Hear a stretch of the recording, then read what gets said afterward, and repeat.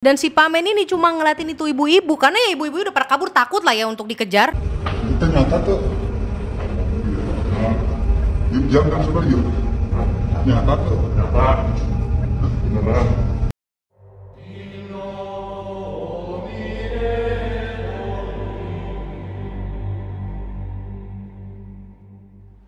Hey guys, Vigits, apa kabar? How are you hari ini? Welcome back to Paranormal. In today's video, gue yakin kalian udah lihat di TikTok atau di Instagram ya. And of course udah kelihatan banget tuh ya, di spoilerin banget di judul sama thumbnail gue. Yes, jadi beberapa minggu lalu atau kayak sebulan ya.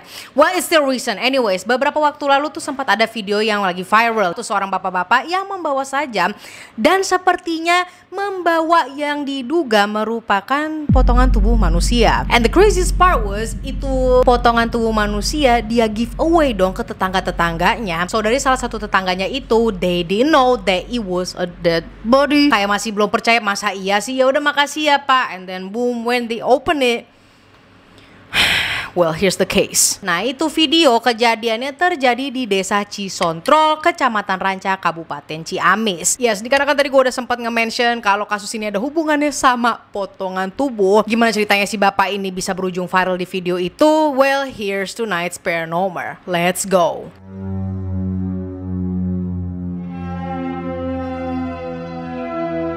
Right, kita mulai dari si bapak, yaitu adalah si bapak yang dalam video tersebut. Nah, dia ini umurnya 41 tahun dan berinisial T. Tapi seperti biasanya di Paranormal itu pasti namanya kita ganti lah ya menjadi nama samaran. Well, namanya itu adalah Menka, mendadak nekat. So what happened with Pak Men ini adalah dia ini tinggal di satu rumah sama satu istri yang berinisial Y dan satu anak laki-laki yang masih duduk di bangku kelas 2 SMA. Sebenarnya dia juga punya anak perempuan, tapi yang anak perempuannya itu udah berkeluarga lah ya, jadinya mereka rumahnya tuh udah pisah. Nah, di tahun 2022 kemarin keluarganya si Pak Men ini masih tinggal di Desa Raja Desa, Kecamatan Ranca, Kabupaten Ciamis. Jadi masih di satu daerah lah ya. Nah, di desa ini si Pak Men tuh back then dikenal sebagai keluarga yang cukup harmonis.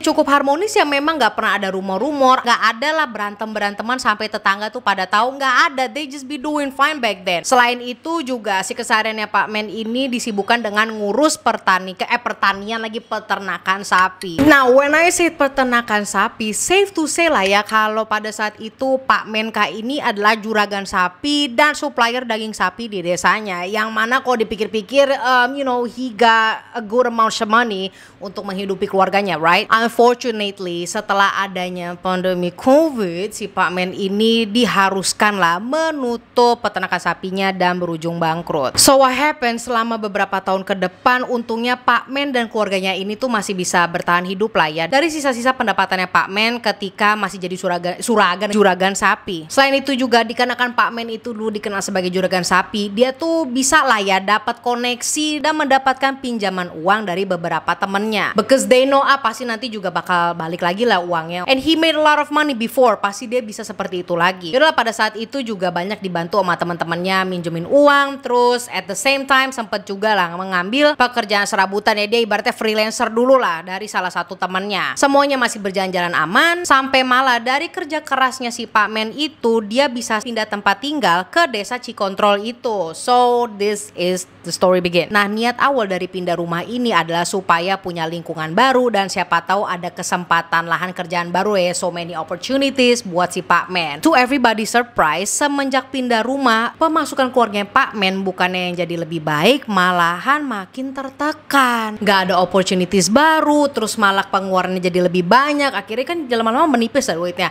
Nah, dari tekanan ekonomi ini merembet juga lah ke hubungannya Pak Men sama istrinya. Yang tadinya dia itu kalem-kalem dan seiring berjalannya waktu, dia malah berubah lah menjadi seseorang yang temperamen dan gampang kepancing emosi. Dan gak jarang juga istrinya ini menjadi tempat pelampiasannya si Pak Men. Gak sampai situ aja woy, tekanan dan pikirannya Pak Men ini juga membuat dia menjadi susah tidur. Nah, mungkin kali ya dari kurang tidur ini terus dia ditambah depresi juga, Pak Men jadi lebih gampang kepancing. Yang tadinya dia udah punya anger issues, ini tambah melejit lagi gitu loh. Nah, dari semua tekanan dan kesulitannya yang ada, Pak Men dan keluarganya ini masih masih bisa bertahan lah somehow. Namun selang beberapa minggu kemudian rasa ingin bertahan dan berjuang untuk keluarganya Pak Men runtuh setelah tahu nih bahwa anaknya tuh yang masih SMA kelas 2 ya, ketahuan ternyata terlilit hutang hingga puluhan juta. Dari apa coba? If you guess it right, you already know what it is. Betul, judi online. Sejak dari sinilah Pak Menka mulai susah deh tuh terkendali dan mulai nekat. Di suatu kesempatan Pak Men ini sempat bikin heboh dah ya. Coba bikin heboh sampai satu desa itu tahu karena tiba-tiba dia keluar rumah teriak-teriak gak jelas sembari bawa-bawa pisau, dan pisaunya itu tuh kayak bukan diacuin ke warga-warga tapi kayak ditempel-tempelin gitu ke dadanya dia sama ke perutnya gitu woi. Ke lehernya dia sama ke perutnya. Untungnya sebelum kejadian apa-apa Pak Men ini tuh udah diamani lah sama warga-warga di sana. Everybody knows about it, kayak wah nih yang namanya Pak Menka tuh udah nggak stable, he's dangerous and he got a lot of problems. So what happened, sebagai istri yang baik, istrinya tuh membawa Pak Menka itu ke dokter terdekat. Untungnya kali ini dokter beneran ya, bukan kayak di kasus-kasus sebelumnya yang gue ngomongin tentang dukun di sini. No, ini bukan dukun tetapi dokter beneran. Nah, hasil periksa dokter menunjukkan kalau ternyata been known, cuma kayak diresmiin lagi dari ucapan dokter, si Pak Men ini bisa unstable seperti itu karena ya dia depresi berat, apalagi setelah tahu anaknya itu kelilit utang puluhan juta ya kan. Disitulah trigger pointnya dari si Pak Men. Nah, dokter mutusin deh tuh buat ngasih sang istri sebuah obat penenang buat Pak Men dan sekalian juga obat resep yang lainnya lah ya untuk dibawa pulang. Nah, dengan catatan si istri ini harus balik lagi ke dokter dengan Pak Men juga untuk ngasih tahu lah kabarnya bagaimana tentang perkembangannya Pak Men setiap minggu. Nah, dengan Pak Men yang udah dikasih obat resep dokter, apakah semuanya akan baik-baik aja? Ya udah jelas enggak lah ya, udah gue spoiler duluan tadi di awal. Entah apa yang terjadi di awal bulan Mei tahun 2024 ini, yes it's still this month, makanya gue bilang ini masih recent. Tiba-tiba salah satu tetangga dari Pak Men ini melihat dia keliling-keliling desa membawa baskom. Bukan buat dagang baskom tetapi langsung nawarin aja gitu, kayak ngasih-ngasihin, "Bu, nih mau nggak?" Dia nawarin daging dong yang dia bawa ke tetangga-tetangganya. "Ini Bu, ada yang mau daging istri saya nggak?"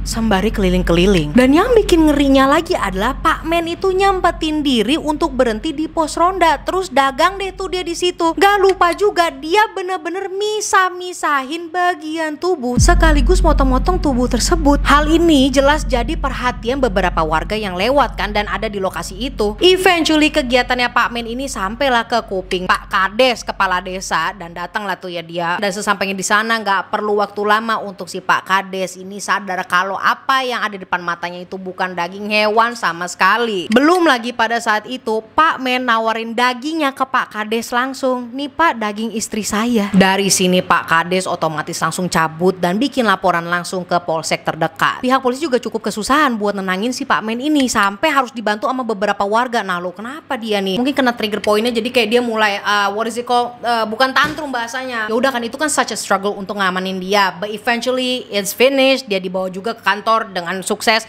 dan udah main tenang. Dan barulah si Pak Men ini bisa diinterogasi secara perlahan. Awalnya Pak Men ini tuh juga sempat ngebantah dulu, tapi karena Pak polisi ini lumayan sabar, probably give him a water, ditungguin lah beberapa jam hingga akhirnya dia ceritain deh tuh kronologinya dari A sampai Z. Jadi menurut Pak Men seperti ini nih. Pada pagi hari itu si istrinya ini mau pamit deh tuh karena dia mau ngaji. Out of nowhere Pak Men ini kepikiran dong buat mukul istrinya pakai balok kayu sampai si sang istri itu jatuh dan gak sadarkan diri. Bener-bener gak ada alasannya, jadi cuma buat pamit untuk ngaji dikebok gitu palanya. Yes, matter of fact ini bukan cuma di pikirannya dia doang, bener-bener dilakukan. Setelah melihat istrinya itu udah terkapar dan gak sadarkan diri, dengan mudahnya Pak Men ini mengambil pisau terus nyeret badan istrinya keluar rumah, dan di halaman rumah itulah dia melakukan aksi mutilasi. Nah, you may ask, berarti kan in the open place dia melakukan itu, apakah nggak ada yang ngeliat? Nah, sementara pas lagi dia itu lagi sibuk-sibuknya motokin daging istrinya,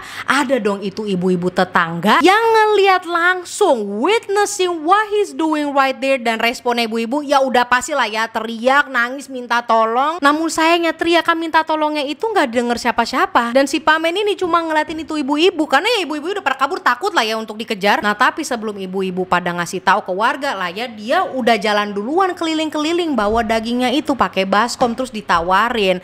Lalu kalau berdasarkan hasil investigasi sementara ya di kepolisian, motif perbuatannya Pak Men ini masih dianggap karena tekanan ekonomi dan depresi berat. Ada juga fakta baru di mana beberapa minggu sebelum kejadian Pak Men ini, dia tuh sempat cerita lah dan curhat tentang masalah ekonominya ke salah satu temennya. Nah tapi yang masih bikin gue pertanyaan adalah ketika dia curhat begitu, si Pak Men juga request lah ke teman ini bukan buat minjem duit, tetapi untuk menitip ya anak laki-lakinya ke dia, yang dimana dalam hitungan beberapa hari kemudian dia udah menjadi tahanan. So, like, is it plan? Kenapa dia ngomong kayak gitu? Berarti kan dia udah ada rencana dong menghabisi istrinya atau doing something that is unimaginable things. To the point dia ngomong sama temannya untuk nitip ya anak laki-laki gua, as if dia udah tahu apa yang akan dia lakukan. Nah, kabar terakhirnya pihak kepolisian masih mau tuh mendalami kasus ini. Even though everything is already exposed ya, pembunuhnya siapa lagi selain si bapak itu, tetapi kepolisian juga masih mau cari tahu juga kondisi mentalnya Pak Men ini. Ya kayak tes psikologi gitu, and no news about it until now. Dan kalian tahu hasil tesnya itu bakal ngaruh banget ke vonis akhir dari hakim dan jaksa. Menurut kalian bagaimana? Drop it in the comment section. Apa motifnya si Pak Men? Apa iya dia itu dapat bisikan dan kesambet, atau memang like I just don't get it. Drop in the comment section, and thank you for watching today's video. Goodbye and love you guys.